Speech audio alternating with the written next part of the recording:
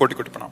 महाराज जी, जैसे लोग भंडारा कराते हैं, भगवान के नाम का प्रसाद या लंगर लगाते हैं, तो ऐसा बोला जाता है कि प्रसाद बांटने वाले के पाप कट रहे हैं और भोग पाने वाले के हिस्से में आते हैं और उनके पुण्य नष्ट होते हैं। तो महाराज जी, हम अपने हिस्से के पाप किसी और को क्यों दें कि हमारे खुद के गलत कर्मों की सजा कोई और क्यों भोगे? और महाराज जी, उद्देश्य इसका दूसरा भाव कर लो कि भगवान ने हमको 4 रोटी दी है तो 2 में हम बांट कर खा रहे हैं, पाप पुण्य काहे को लगा?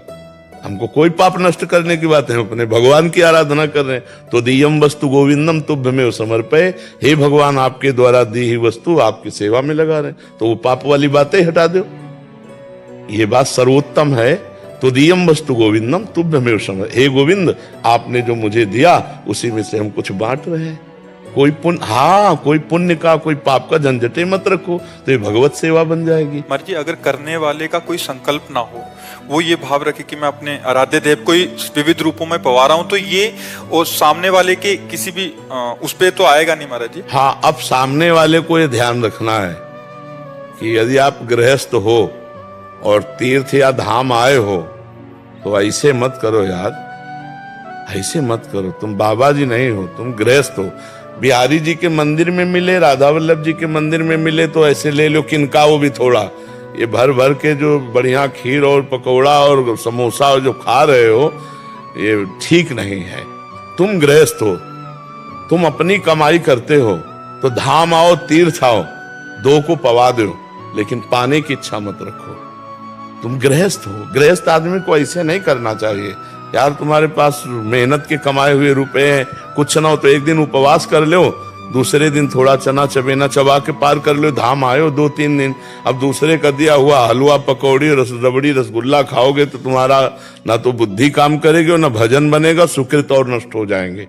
ये बात समझ लो। इसीलिए हम कई बार सत्संग में प्राय रोका है कि मंदिर में आप प्रसाद ले सकते हो, ये जो बाहर सब दान पुण्य वाला भावनात्मक है, ये तुम्हारे लिए हानिकारक होगा, नहीं लेना चाहिए। जैसे परिक्रमा आदि पे बट रहा है, वो तो चलो हम ऐसे किया चल दिए। महाराज जी, जैसे किसी आश्रम आदि या कहीं रुकते हैं तो वहां अगर पाते हैं तो उतना देना चाहिए, देना चाहिए। अगर आप होटल में जाओ तो पता चले कि ये भोजन हमें 100 रुपए का मिलेगा, तो हम कह रहे हैं ना 100 रुपए तुम दो तो 50 तो दे ही दो, वहां ठाकुर जी के चरणों में चढ़ा दो। फ्री पाके मत आओ। अगर गृहस्थ हो तो तीर्थ धाम जाओ, कहीं भी फ्री पानी भी मत पियो।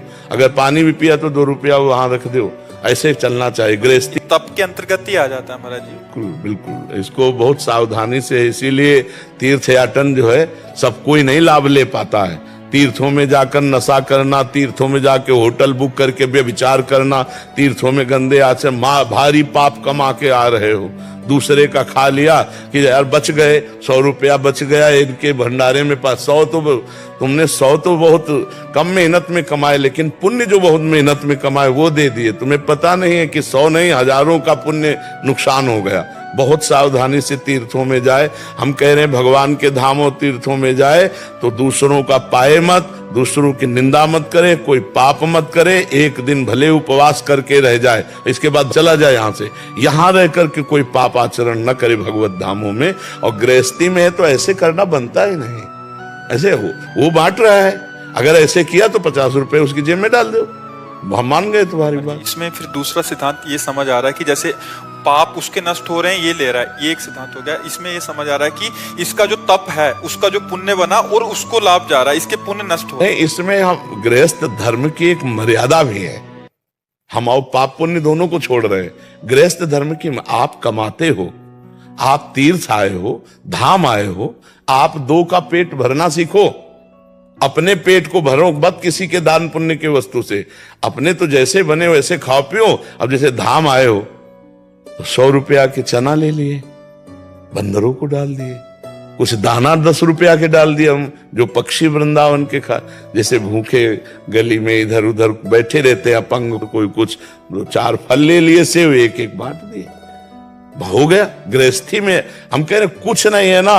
जब भगवान सुदामा जी के तंदुल पा सकते हैं तो तुम्हारी कुछ भी वस्तु 2 फूल ले लिए, बिहारी जी के चरणों में चढ़ा दिए, लेकिन हम किसी का खाएंगे नहीं, हम किसी का दान पुण्य लेंगे नहीं। गृहस्थ आदमी ऐसे चलना चाहिए। विरक्त का है कि अब बाबा जी कहीं पेट भरना, जहां भगवान व्यवस्था कर दे पाया और दिन भर भजन किया। गृहस्थ को ऐसा चाहिए कि अपनी मेहनत का धाम आदि तीर्थ आदि खाए, कहीं भी किसी दूसरे का दान पुण्य का भोजन न करे। अगर साधु महात्माओं के आश्रमों में भी पावे तो वहां ठाकुर जी के सामने कुछ न कुछ भेंट चढ़ा दे, या फिर भेंट ना हो तो सेवा कर दे, सोहनी लगा दे।